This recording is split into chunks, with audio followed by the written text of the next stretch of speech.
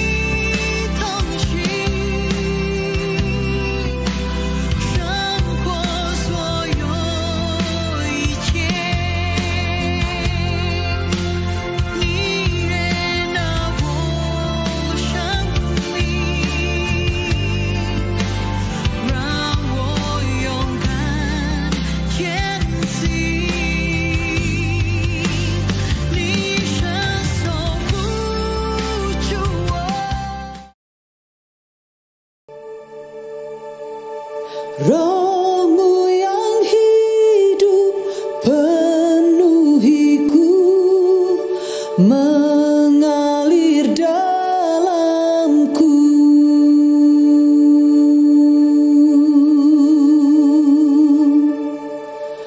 Jiwaku tenang bersamamu dalam naunganmu.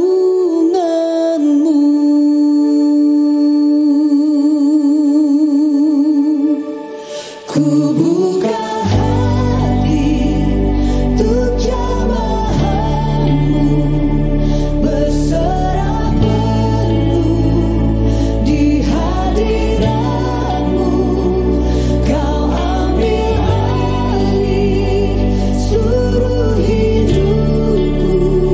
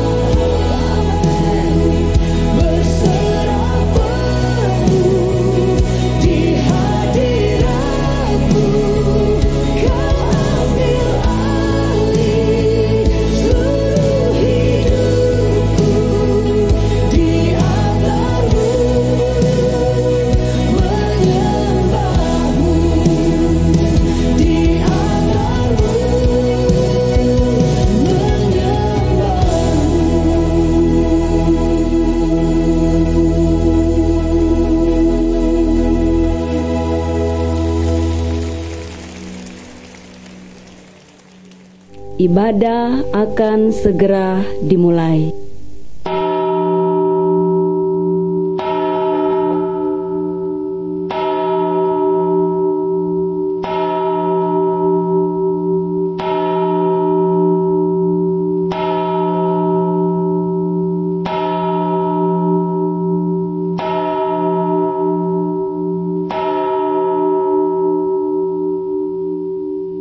Jemaat diminta untuk berdiri.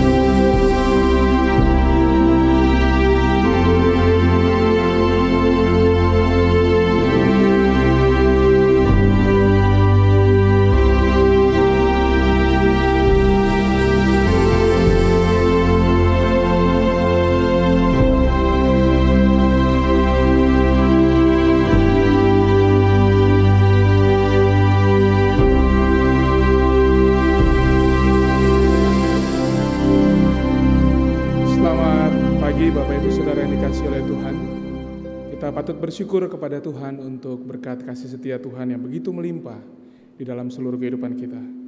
Mari bersama kita siapkan hati kita, pikiran kita untuk masuk di dalam ibadah di pagi hari ini.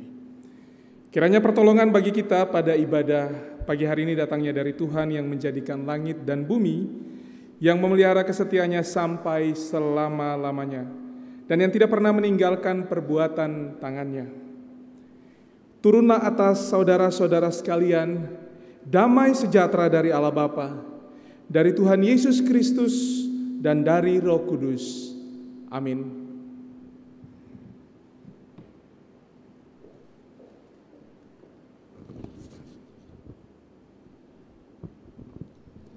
Dengan penuh syukur kepada Tuhan, kita siapkan hati kita, baik yang berada dalam ruang ibadah ini maupun yang berada di rumah, yang beribadah secara online.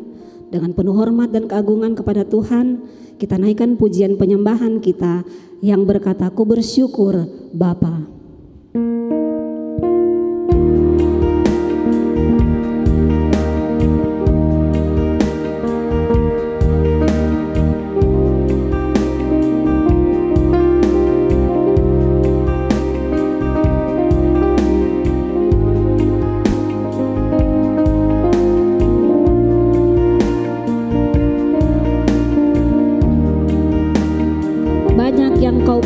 Di dalam hidupmu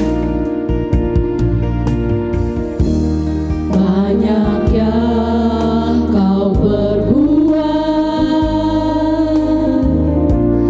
di dalam hidupku, rancangan indahmu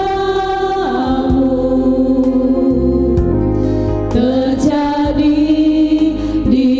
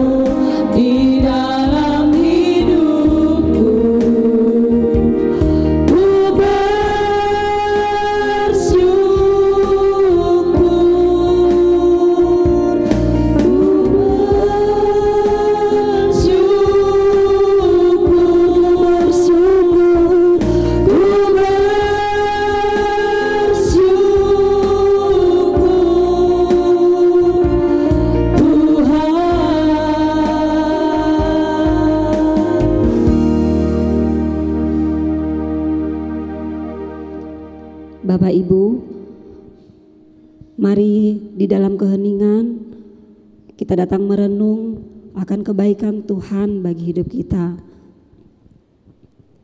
Setiap kebaikan yang Tuhan buat bagi hidup kita tak dapat kita lukiskan satu persatu, karena Dia Tuhan yang selalu menyertai kita di dalam kehidupan kita hari lepas hari. Mari kita naikkan syukur kita bagi Dia, kita naikkan penyembahan bagi Dia, dan kita naikkan pengagungan pujian hanya bagi Dia Tuhan kita yang layak kita puji dan kita sembah.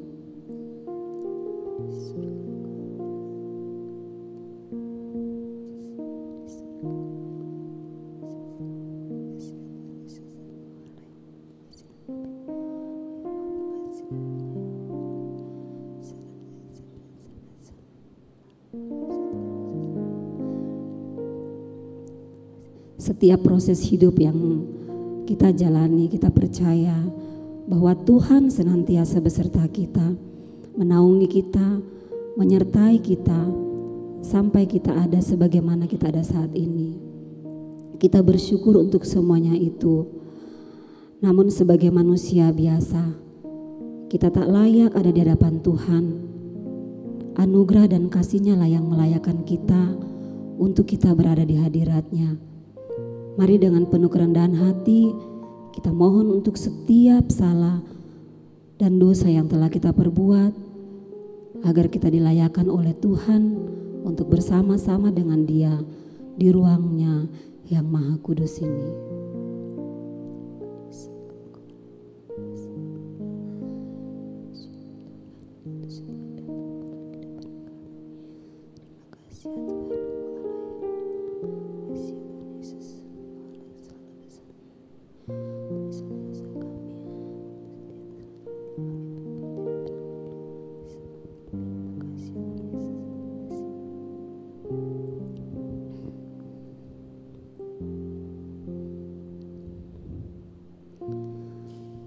Tuhan kami,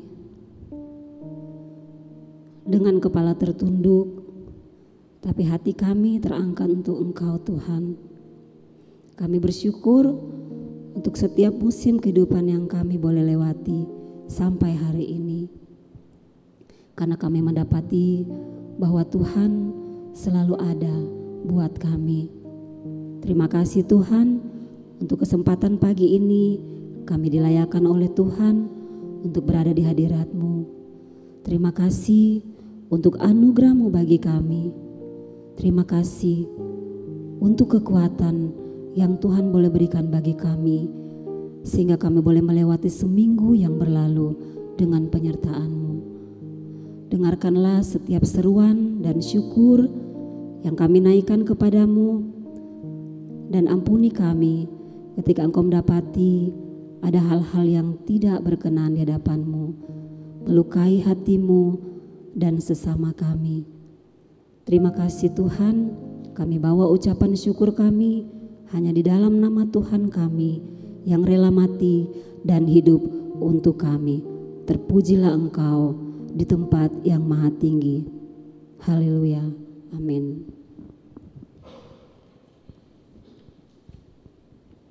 Efesus 1 ayat 7 berkata, sebab di dalam Dia dan oleh darahnya kita beroleh penebusan, yaitu pengampunan dosa menurut kekayaan kasih karunia-Nya.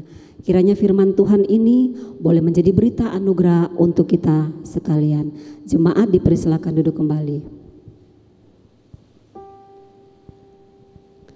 Bapak Ibu yang dikasihi Tuhan, kita bersyukur karena pertolongan Tuhan kita boleh ada sampai hari ini. Untuk itu mari dengan penuh semangat kita naikkan pujian yang berkata, tinggi namamu dipuji.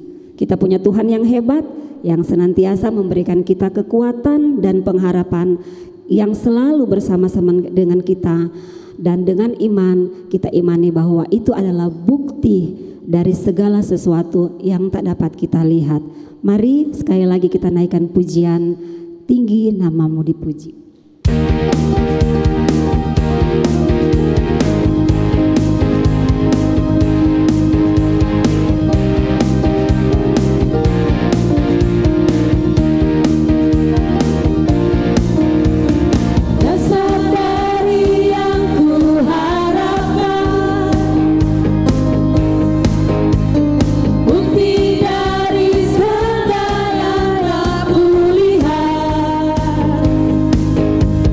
Di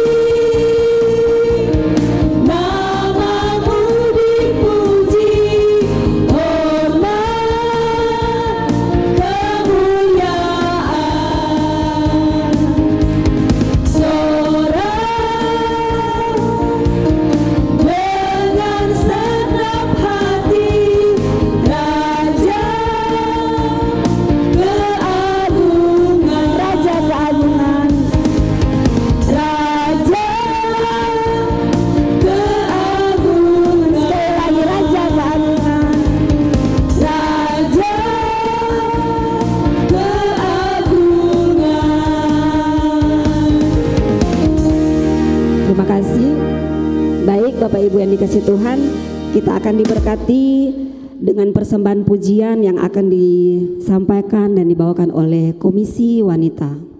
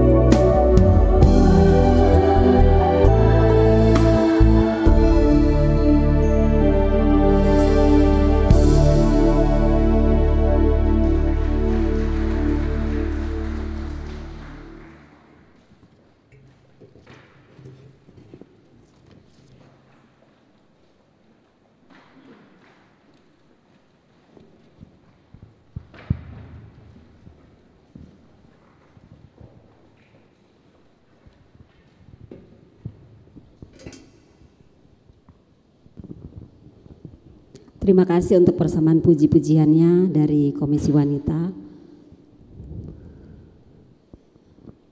Bapak Ibu yang diberkati Tuhan, kita akan naikkan pujian PPK nomor 56, dan pada ayat yang ketiga saya jemput Bapak Ibu untuk bangkit berdiri.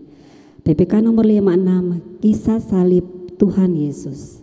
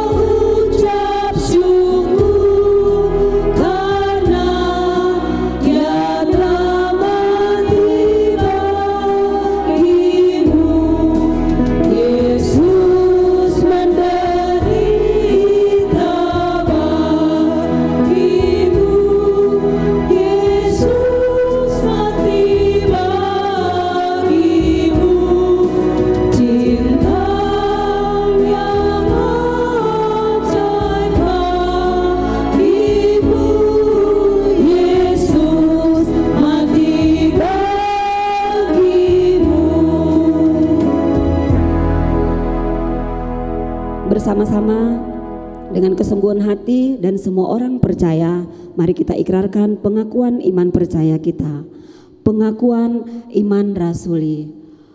Aku percaya kepada Allah, Bapa yang Maha Kuasa, Khalik langit dan bumi, dan kepada Yesus Kristus, Anaknya yang tunggal Tuhan kita, yang dikandung daripada Roh Kudus, lahir dari anak darah Maria, yang menderita sengsara di bawah pemerintahan Pontius Pilatus, disalibkan, mati dan dikuburkan, turun ke dalam kerajaan maut, pada hari yang ketiga bangkit pula dari antara orang mati, naik ke sorga, duduk di sebelah kanan Allah Bapa yang Maha Kuasa. dan dari sana Ia akan datang untuk menghakimi orang yang hidup dan yang mati. Aku percaya kepada Roh Kudus, gereja yang kudus dan am, persekutuan orang kudus, pengampunan dosa, kebangkitan tubuh, dan hidup yang kekal. Amin. Jemaat dipersilakan duduk kembali. Kita akan mendengarkan firman Tuhan yang akan disampaikan oleh hambanya Bapak Pendeta Peter Leonard. Untuk itu sekali lagi kita siapkan hati dan pikiran kita dengan pujian yang berkata, bejanamu.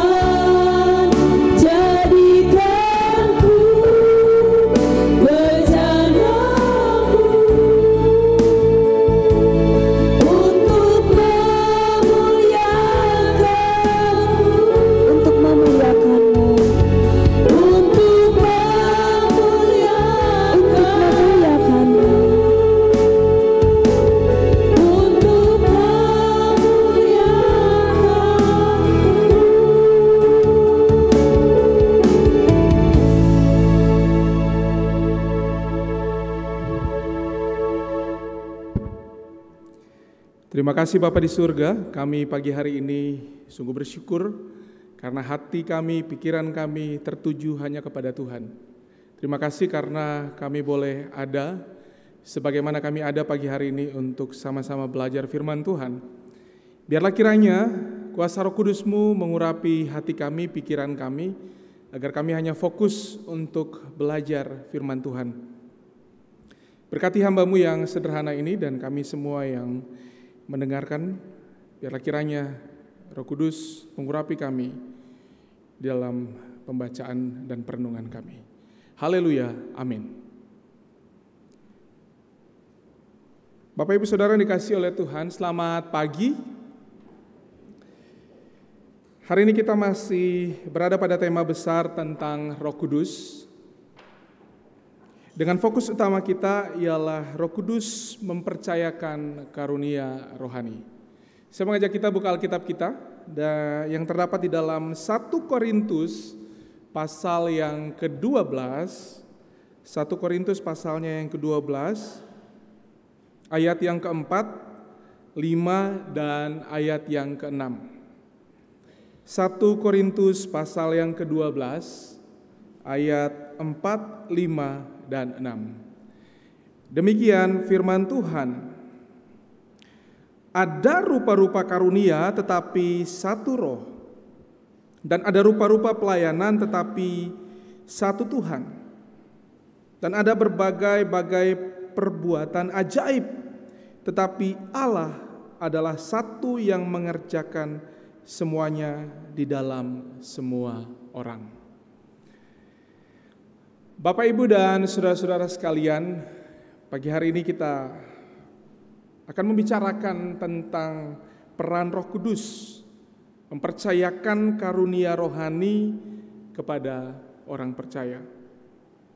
Kita tahu kita telah melewati minggu-minggu yang panjang membahas tentang peran Roh Kudus dalam berbagai aspek kehidupan kita sebagai orang percaya. Tetapi kali ini kita akan belajar lebih spesifik lagi tentang bagaimana Roh Kudus mempercayakan karunia rohani. Kita mulai dengan sebuah pertanyaan yang sederhana. Jika Roh Kudus mempercayakan karunia rohani, lantas apa itu karunia rohani? Pertanyaannya demikian. Bapak Ibu Saudara dikasihi oleh Tuhan, kalau kita membaca Perjanjian Baru, kalau kita membaca tulisan-tulisan Rasul Paulus, ada dua kata kunci dari kata Yunani yang secara umum dipakai untuk menjelaskan tentang apa itu karunia rohani. Jadi ada dua kata kunci utama kalau kita bicara tentang apa itu karunia rohani. Kata kunci yang pertama itu adalah pneumatikos. Jangan sampai salah ucap ini. Artinya hal-hal rohani atau sesuatu yang dikaitkan dengan Roh Kudus. Itu yang pertama.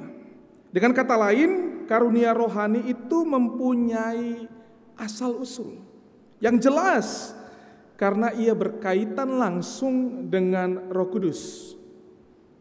Jadi bahwa tidak mungkin ada orang yang mengklaim bahwa dia memiliki karunia rohani tetapi itu tidak berasal dari Roh Kudus.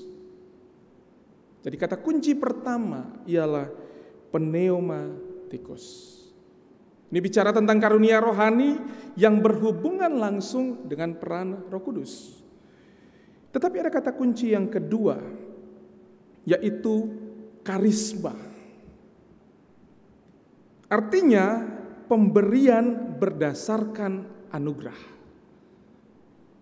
Jadi bicara tentang karunia rohani, kata karisma ini menekankan bahwa satu karunia adalah pemberian berdasarkan anugerah dari Allah. Itu bukan perkembangan atau kemampuan secara alami yang biasa orang bilang sebagai bakat, melainkan suatu pemberian yang dilimpahkan oleh Allah kepada setiap orang percaya.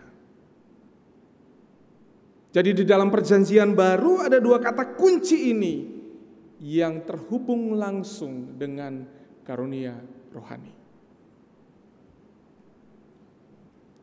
Jadi Bapak Ibu Saudara dikasihi oleh Tuhan, ketika kita bicara tentang karunia rohani, itu dapat dipahami sebagai pemberian dari Allah akan satu kemampuan yang secara khusus diberikan kepada orang percaya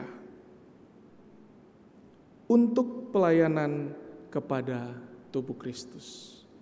Jadi karunia rohani diberikan oleh Allah kepada orang percaya untuk melayani tubuh Kristus, dan bukan untuk melayani kepentingannya sendiri. Jadi sekali lagi catatannya adalah karunia rohani diberikan oleh Allah kepada orang percaya untuk pembangunan tubuh Kristus, dan bukan untuk kepentingan pribadi. Maka selanjutnya kita akan bertanya, lalu apa tujuan dari Allah memberikan kepada kita karunia rohani? Apa tujuan Allah memberikan atau mempercayakan karunia rohani? Tujuan Allah mempercayakan atau memberikan karunia rohani kepada orang percaya adalah untuk memuliakan Tuhan. Jadi ketika kita dipercayakan satu karunia dari Allah, ingat bahwa itu untuk memuliakan Tuhan. Karena hal ini dengan gamblang dikemukakan oleh Rasul Paulus, khususnya dalam kitab Korintus. Karunia rohani haruslah untuk memuliakan Tuhan. Jadi sekali lagi karunia rohani ini tentang Tuhan, bukan tentang kita, sang penerima.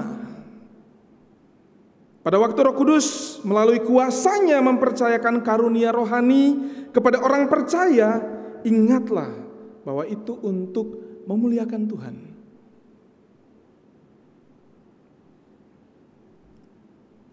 Maka di dalam ayat yang ketiga, Rasul Paulus mengatakan demikian.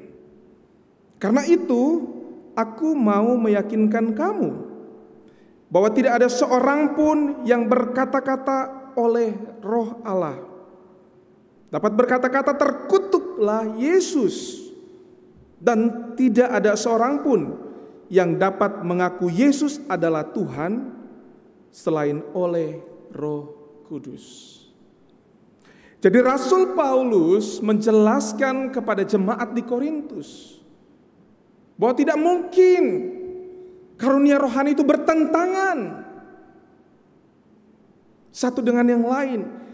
Tidak mungkin ketika seseorang itu diberikan karunia rohani justru dia melawan Allah, tetapi haruslah memuliakan Tuhan. Karena tidak ada seorang pun yang dapat mengaku Yesus adalah Tuhan selain oleh Roh Kudus. Jadi pengakuan kita tentang keberadaan Allah, keyakinan iman kita kepada Allah, itu karena karya Roh Kudus di dalam kehidupan kita. Karena seringkali terjadi di dalam kehidupan rohani kita, ada fase-fase di mana kita melalui serangkaian persoalan hidup. Tetapi sekali lagi, Roh Kudus memberikan kekuatan kepada kita. Jadi fokusnya adalah untuk memuliakan Tuhan. Selain itu, tujuan pemberian karunia adalah untuk pekerjaan Tuhan. Jadi untuk kemuliaan Tuhan, tetapi juga untuk pekerjaan Tuhan di tengah-tengah dunia ini. Seperti yang dikatakan oleh Rasul Paulus di dalam ayat yang keempat sampai dengan ayat yang keenam yang tadi kita sudah baca. Ada rupa-rupa karunia tetapi satu Roh. Dan ada rupa-rupa pelayanan tetapi satu Tuhan. Dan ada berbagai-bagai perbuatan ajaib, tetapi Allah adalah salah satu yang mengerjakan semua di dalam semua orang. Jadi tujuan pemberian karunia adalah untuk pekerjaan Tuhan, untuk pembangunan tubuh Kristus, untuk melayani satu dengan yang lain, dengan diikat di dalam satu persekutuan Roh Kudus.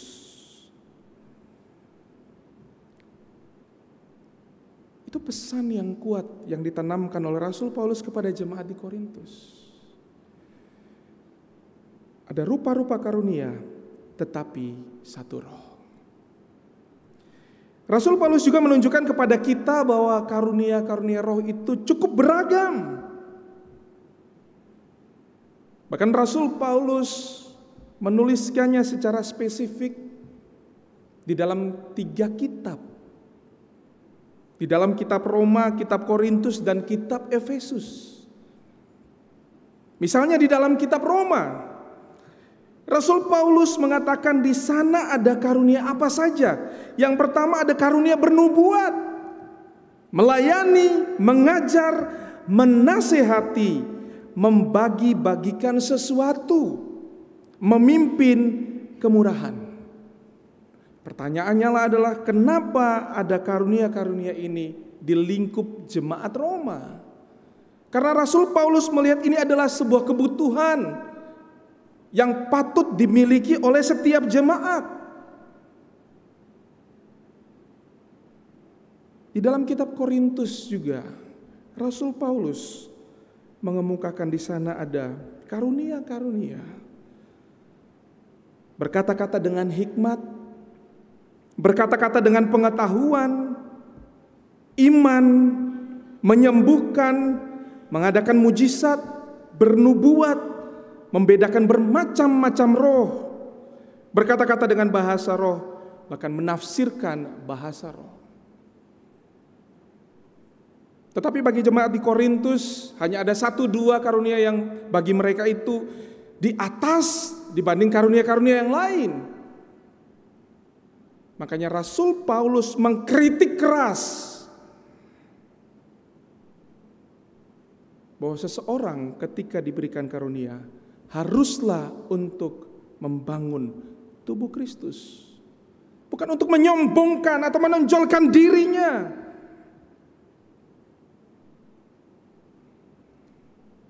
Juga Rasul Paulus mengatakan di dalam Efesus bahwa di sana ada karunia penginjilan, ada karunia pengembalaan.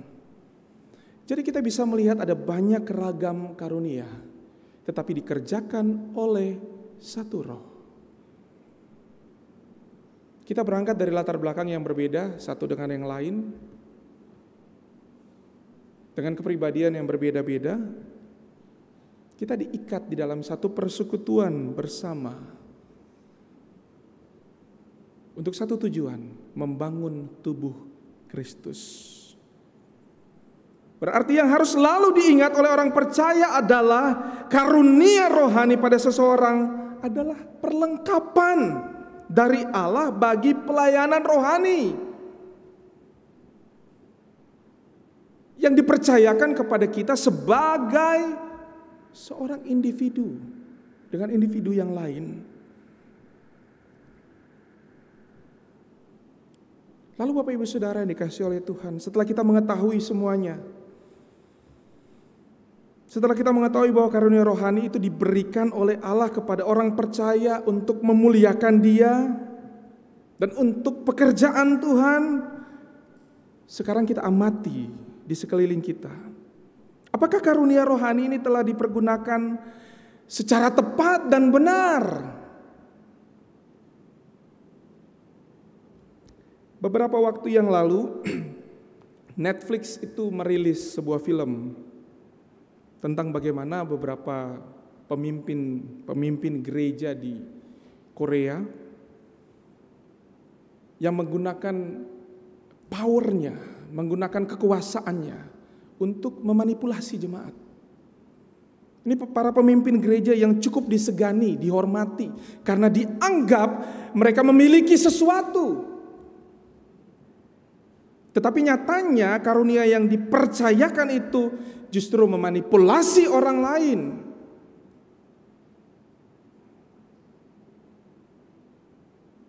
Atau kita bisa melihat para pemimpin-pemimpin gereja, misalnya gereja-gereja di Afrika, yang selalu terobsesi dengan spiritualitas. Mereka memanipulasi jemaat, mereka hidup mewah, sementara jemaatnya dibiarkan.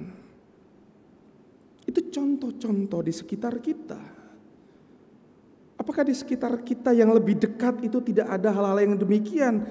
Kalau kita mau terbuka, kalau kita mau lihat, itu juga terjadi dalam konteks kita sebagai orang percaya. Kebanyakan orang percaya terjebak pada fenomena-fenomena yang spektakuler, lebih tertarik pada hal-hal yang terlihat wow dan sangat menarik minat, yang pada akhirnya terobsesi hanya kepada pribadi tertentu. Dan yang fatalnya adalah berujung pada pengkultusan sosok-sosok tertentu. Nah, kita perlu berhati-hati. Hati-hati dengan sikap yang semacam ini. Fenomena yang terjadi hari ini, ada kondisi di mana orang percaya menyangka bahwa karunia rohani itu bisa didapat dari transfer, penumpangan tangan, sehingga seorang dapat memiliki karunia rohani. Ingat bahwa karunia rohani adalah pemberian secara cuma-cuma dari Allah. Jangan sampai kita terperdaya oleh praktek-praktek yang justru bertentangan dengan Alkitab.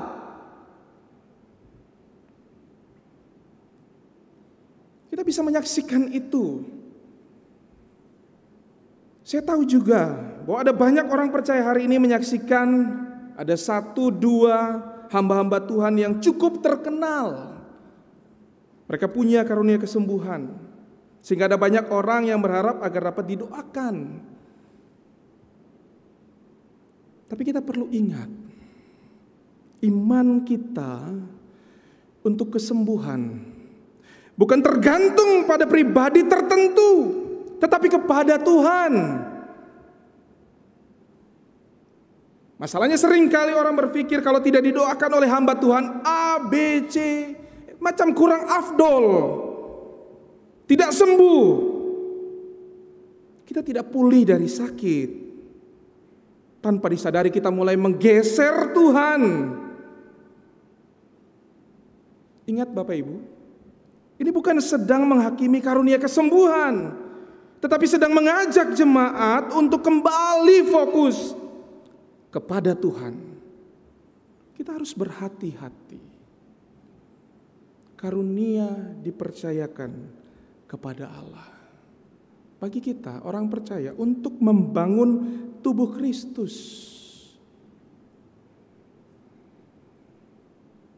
Kita juga mesti ingat bahwa karunia rohani tidak menjadikan kita sombong seperti warga jemaat kelas 1. Hanya karena kita memiliki karunia-karunia rohani, sementara yang lain kita pikir belum. Kita juga harus ingat bahwa karunia rohani yang kita miliki bukan untuk dijadikan komersial. Sebab itu adalah pemberian dari Allah. Karunia-karunia rohani juga bukan ajang untuk menunjukkan kemampuan, skill individu kita sebagai seorang pelayan. Kita show off seperti sebuah pertunjukan besar. Bahkan tanpa disadari karunia-karunia rohani ini bikin kita menjadi lebih superior daripada jemaat Tuhan yang lain. Tapi justru mendorong kita untuk fokus pada apa yang Tuhan mau kita kerjakan melaluinya. Fokus kita bukan kepada orang, tetapi kepada Tuhan, Sang Pemberi karunia itu. Masing-masing kita sebagai orang percaya dipercayakan oleh Tuhan karunia. Jangan sampai kita hanya menjadi seorang penonton, tetapi tidak mau terlibat dalam pelayanan. Karena Tuhan memanggil kita untuk melayani bersama sebagai sesama anggota tubuh Kristus.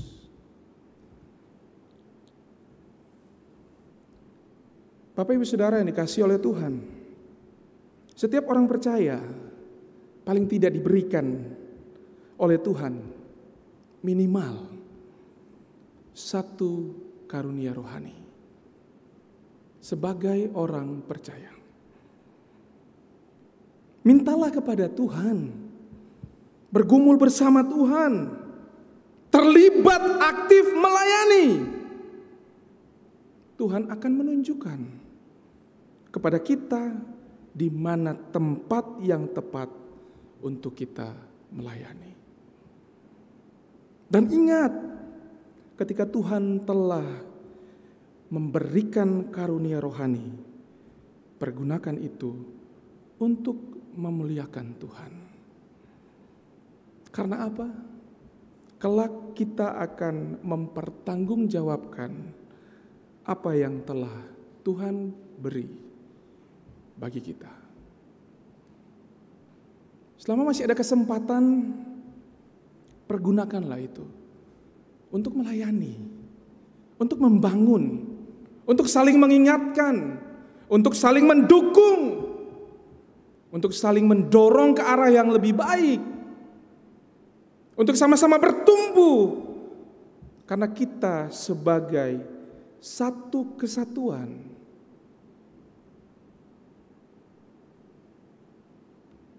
Roh tidak akan membuat kita bertentangan satu dengan yang lain. Roh justru akan mendorong kita menjadi satu di dalam Kristus, agar kita memuliakan Dia dalam seluruh kehidupan kita. Waktu kita lemah, ada saudara seiman kita yang menguatkan. Waktu kita sedih, ada saudara seiman kita yang menghibur. Waktu kita terluka, ada saudara seiman kita yang hadir dan memberikan penghiburan. Mari bersama kita bergumul agar karunia-karunia rohani yang dipercayakan oleh Tuhan kepada kita bisa pergunakan untuk membangun tubuh Kristus. Mari kita berdoa.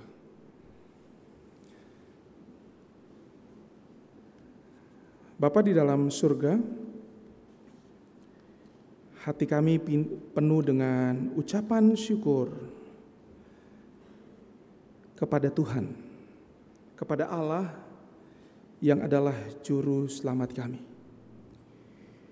Terima kasih karena hari ini kami diingatkan, kami dikuatkan kembali bahwa ketika Tuhan mempercayakan kepada kami karunia rohani, kami akan mempergunakannya untuk memuliakan Tuhan.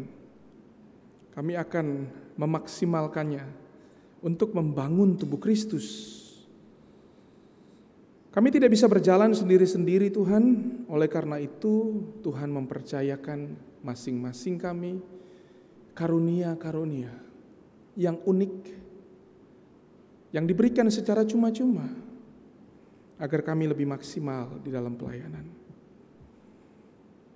Biarlah kiranya kami sadar akan potensi besar di dalam keluarga Allah. Hari ini kami berdoa Tuhan kepada hamba-hambamu yang sedang terbaring lemah.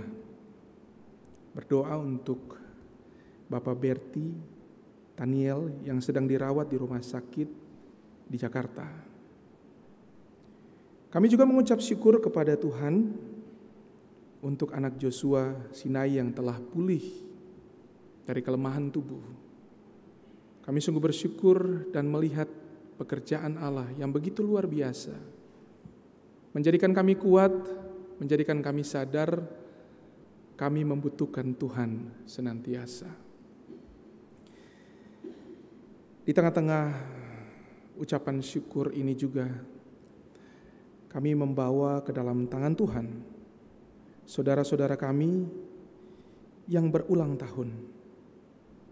Kami percaya bahwa Tuhan menempatkan pribadi lepas pribadi ini di tengah-tengah kami, agar kami saling mendoakan, agar kami saling bertumbuh bersama, agar kami mau terus mengikuti teladan Kristus. Dan biarlah keempat saudara yang berulang tahun di sepanjang minggu ini mendapat kasih karunia dan rahmat dari Tuhan. Kami berterima kasih kepada Tuhan untuk penyertaan-Mu kepada anak Frederick Luanto Timbuleng yang pada tanggal 20 Maret akan berulang tahun. Untuk saudari Hana Jessica Pasaribu pada tanggal 21 Maret. Dan untuk Ibu Mariam pada tanggal 23 Maret. Dan juga untuk saudara Charles Gerson Siatau pada tanggal 23 Maret. Kami bersyukur untuk para jemaat Tuhan yang berulang tahun. Biarlah kiranya mereka terus tumbuh di dalam Kristus.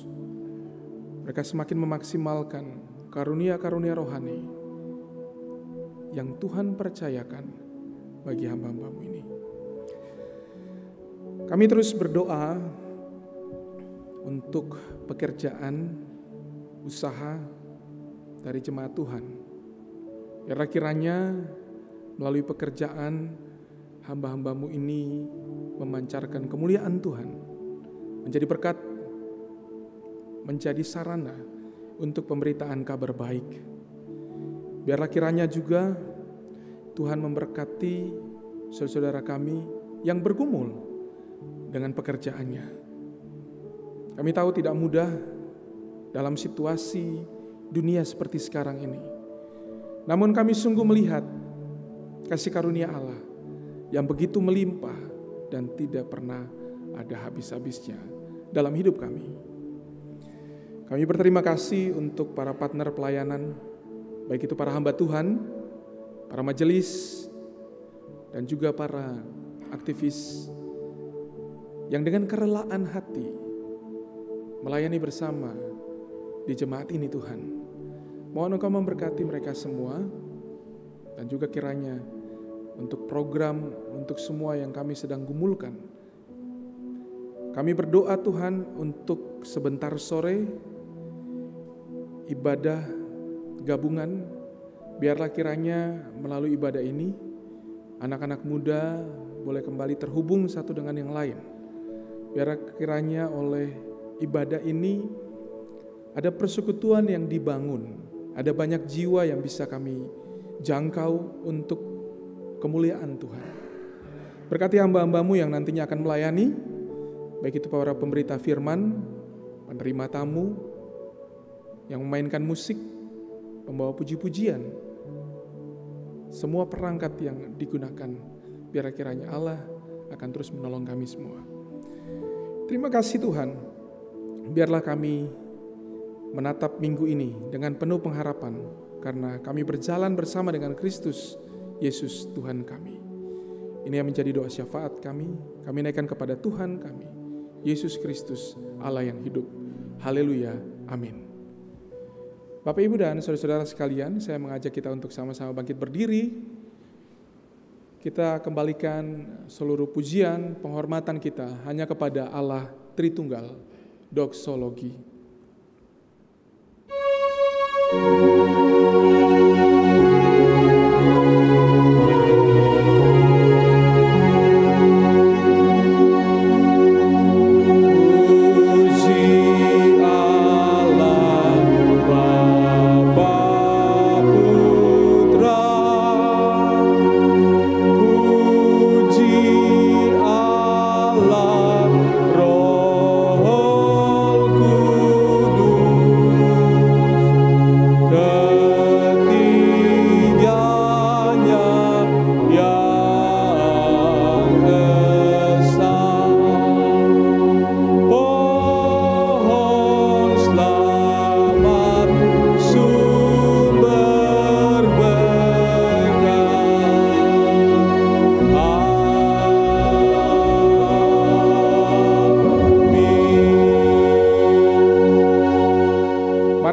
meninggalkan tempat ini, arahkan hati dan pikiran kita dan terimalah berkat Tuhan.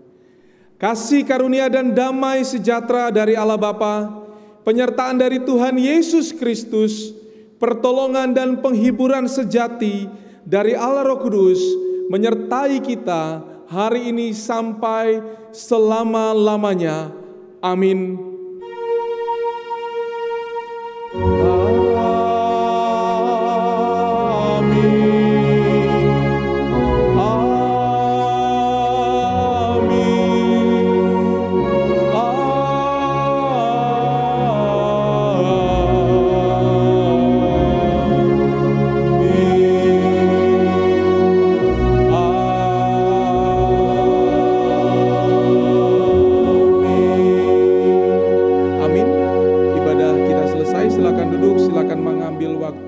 Teduh sejenak.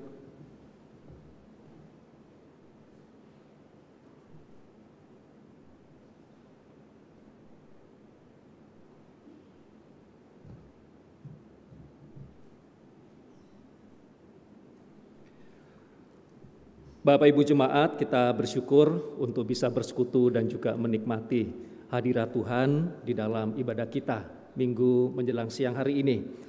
Sebelum kita akan menyimak warta gereja, ada tambahan informasi yang akan saya sampaikan untuk bisa diketahui dan juga ditindaklanjuti oleh Bapak Ibu Jemaat.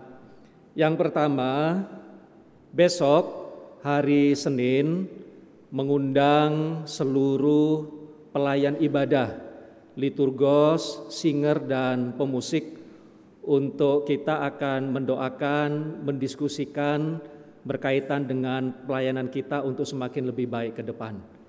Jam 7 malam mengharapkan untuk seluruh para pelayan Tuhan, liturgos, singer dan pemusik untuk bisa hadir dan mohon tepat waktu supaya kita pulang tidak terlalu malam ya. Lalu yang kedua, untuk hari Sabtu minggu depan para calon baptis dan sidi diharapkan untuk bisa hadir mengambil bagian di dalam doa persiapan untuk ibadah, karena setelah doa maka akan dilakukan gladi resik hari Sabtu setelah doa itu untuk persiapan hari Minggu. Kemudian jemaat minggu depan di tanggal 24 ibadah hanya dilakukan satu kali, oleh karena di minggu depan akan dilaksanakan sakramen baptis dan juga sidi. Ibadah hanya dilakukan satu kali dan di jam 9.30 pagi. Lalu hari Jumat kita akan memaknai perayaan Jumat Agung, mengenang dan juga mengucap syukur untuk karya Kristus di atas kayu salib, dan ibadah juga satu kali jam 9.30 di hari Jumat. Dan pada saat Jumat Agung meminta kesediaan jemaat untuk bisa mempersiapkan diri dan hati, oleh karena sekaligus kita akan melaksanakan sakramen perjamuan kudus. Kemudian di hari Minggu di tanggal 31 kita akan merayakan Paskah, dan ibadah juga dilaksanakan hanya satu kali di jam 9.30 pagi. Demikian tambahan informasi untuk Bapak Ibu Jemaat bisa ketahui. Selamat hari Minggu, dan selanjutnya kita akan menyimak warta gereja.